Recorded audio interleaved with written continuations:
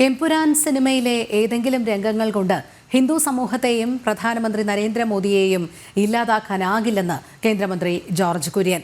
എത്ര തരം താഴ്ത്തിയിട്ടും നരേന്ദ്രമോദി ഉയരങ്ങളിലെത്തിയിട്ടുണ്ട്. എമ്പുരാനിലെ രംഗങ്ങൾ നീക്കാൻ തങ്ങളാരും ആവശ്യപ്പെട്ടിട്ടില്ല. കലയായാലും ജീവിതമായാലും മനുഷ്യനെയാണ് കൈകാര്യം ചെയ്യുന്നതെന്നും അദ്ദേഹം കൂട്ടിച്ചേർത്തു.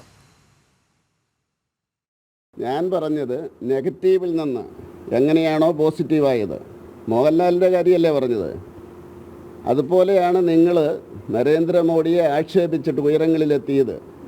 അതുപോലെ കേരള BJP ഉയരങ്ങളിലെത്തും എന്നാണ് പറഞ്ഞത്. കാരണം എങ്ങനെയാണോ ഒരു സമുദായത്തെ ആക്ഷേപിച്ചത് അത് മനസ്സിലാക്കണം.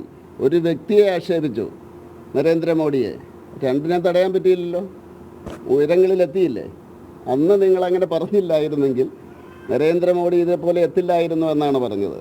അപ്പോൾ നെഗറ്റീവ് തീർച്ചയായിട്ടും BJP ഇല്ലാതാക്കാൻ പറ്റില്ല എന്നാണ് പറഞ്ഞത്.